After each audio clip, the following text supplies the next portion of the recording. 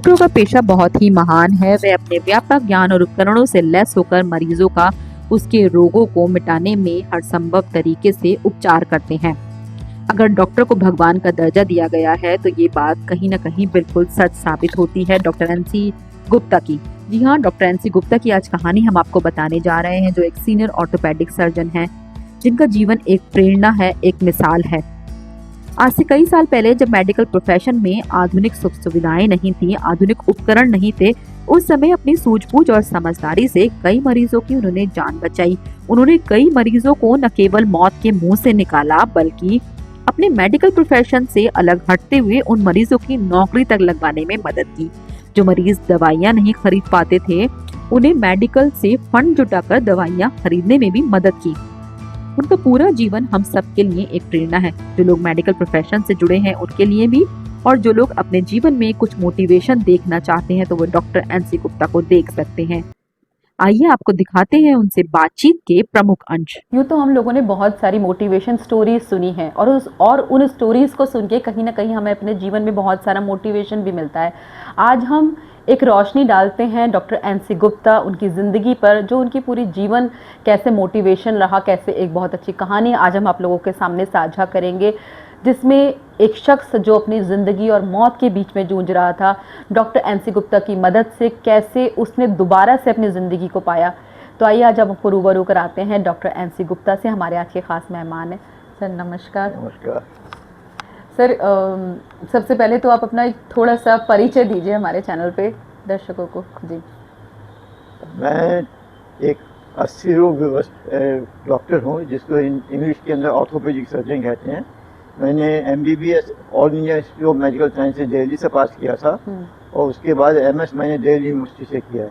जी, मैं general orthopaedic practice के अंदर बहुत ही जल्दी आ गया था। आई वाज ओनली 28 और 29 years when I started my practice. जी, मेरा इंटरेस्ट हमेशा से स्पाइन सर्जरी के अंदर और हिप रिप्लेसमेंट के अंदर था। जब मैंने अपनी प्रैक्टिस 1973 में शुरू की, तो उस वक्त मैं पहला ऑर्थोपेडिक सर्जन था जिसने कि हिप रिप्लेसमेंट का ऑपरेशन दिल्ली में किया। और उसके बाद मुझे उस ऑपरेशन रीढ़ की हड्डी को पकड़ने के लिए मिले, जो कि अपने आप में एक बहुत ही आश्चर्यजनक चीज़ थी सारे मेडिकल वर्ड के अंदर। और जिस केस की आप इस वक्त चर्चा कर रहे हैं, वो एक लड़का खेमकरण था जो 16-17 साल का था, और इसका एक एक्सीडेंट हो गया था यूपी के अंदर, और इसकी गर्दन की हड्डी टूट गई थी, और उससे इसको क्वाड्रिप्लेजिया हो गया था। उसका मतलब ये है कि इसके हाथ पैर दोनों मारे गए थे, और साथ में टट्टी और पेशाब के ऊपर भी कंट्रोल नहीं था। जब मैंने इसको हॉस्पिटल में देखा तो उस वक्त इसकी गर्दन भी नहीं हिलती थी, सिर्फ आँख की पुतलियाँ हिलती थी और जीभ चलती थी, जिसके सहारे वो बोलता था।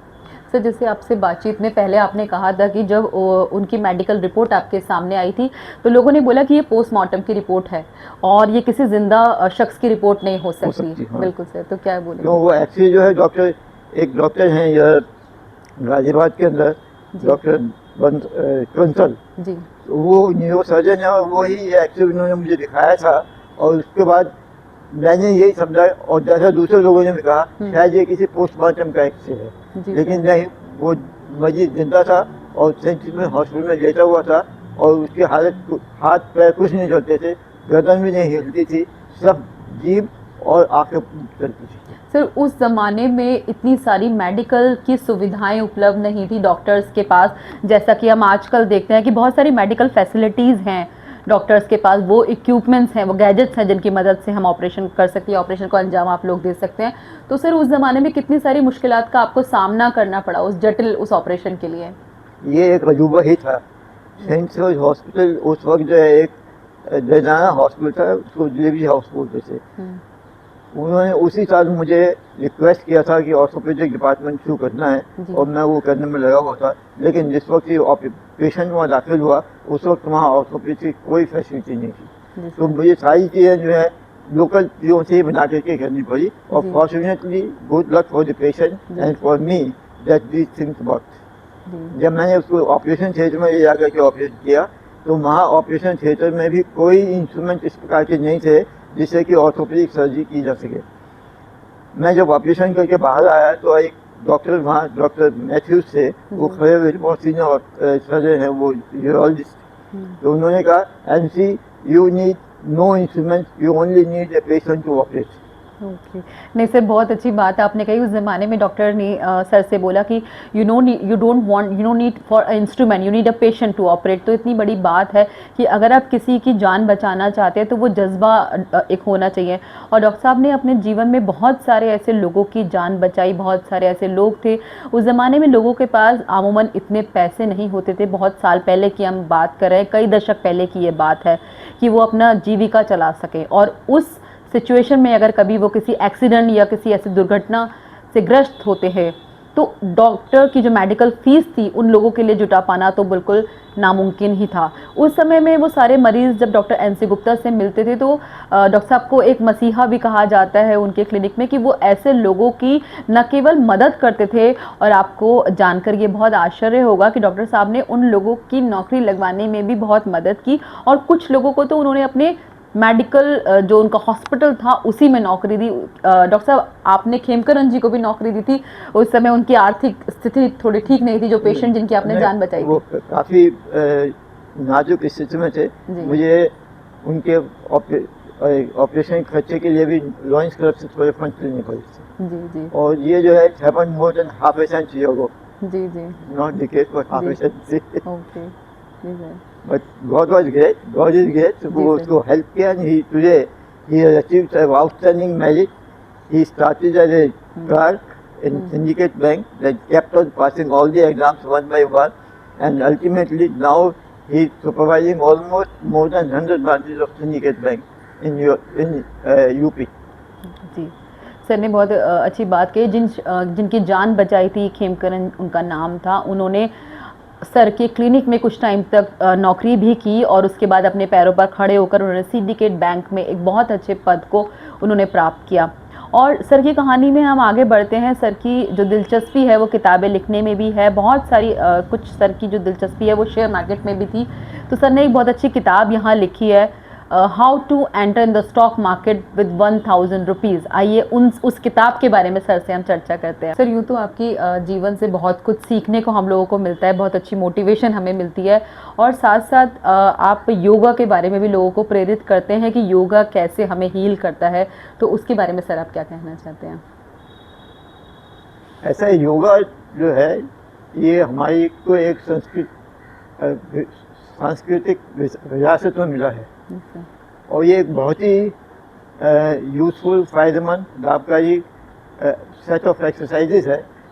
जैसा मैं समझता हूँ इसके दो हिस्से हैं, एक फिजिकल एक्सरसाइजेस, दूसरा स्पिरिचुअल पार्ट। मुझे स्पिरिचुअल पार्ट के बारे में कोई ज्ञान नहीं है, लेकिन फिजिकल पार्ट में मैंने ये देखा है कि जो भी एक्सरसाइजेस हम करते हैं ये they are isometric contractions and they are done in coordination with respiration.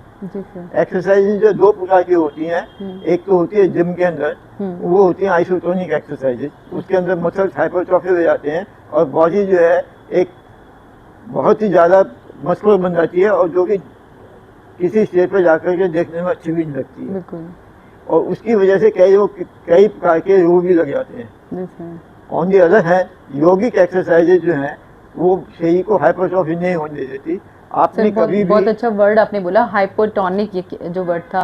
तो इसका मतलब अगर हम जिम जाते हैं, एक तरीके का जो हमारा फिजिक बन जाता है वो एक बहुत आर्टिफिशियल काइंड ऑफ लगता है। सर आपने बोला वो नेचुरल नहीं लगता और वो एक टेम्पररी होता है, मगर योग से जैसे आप अपनी शरीर को ठीक करते हैं वो परमानेंट होता है, उससे आपका शरीर जो स्वस्थ रहता है। सो ये इसके बारे में थोड़ा विस्तार से बताइएगा। Yoga exercises are isometric exercises, इसके अंदर मसल्स हाइपरट्रॉफी नहीं करते हैं, मोटे नहीं होते हैं। आपने कभी किसी योगी को मोटा देखा है? नो सर, कभी नहीं देखा होगा। क्यों? क्योंकि वो आइसोमेट्रिक एक्सरसाइज करते हैं। लेकिन इसके अंदर जो योगी हैं और जितने भी योगा टीचर्स हैं वो यही कहते हैं कि आप अपने मस्कुलर एक्शन करिएगा, लेकिन do them in a state of synchronization with respiration. लेकिन कोई भी अभी तक मुझे ये एक्सप्लेन नहीं कर पाया कि सिंक्रोनाइजेशन विद रेस्पिरेशन क्या मतलब है।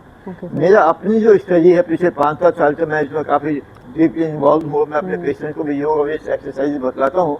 तो मैंने ये देखा है कि अगर आप ब्रीदिंग आउट फेज के अंदर अपनी मसल एक्सरसाइज करते हैं तो उससे आपको ज़्यादा फायदा होता है। इससे जो मसल्स हाइपरट्रॉफी नहीं होते हैं, मसल्स के अंदर ताकत आ जाती है, आपके जोड़ लचीले हो जाते हैं और आपकी काम करने की कैपेसिटी बढ़ती है और आपको हमेशा स्वस्थ और सेफ हो जाने के लिए प्रेरित करती है।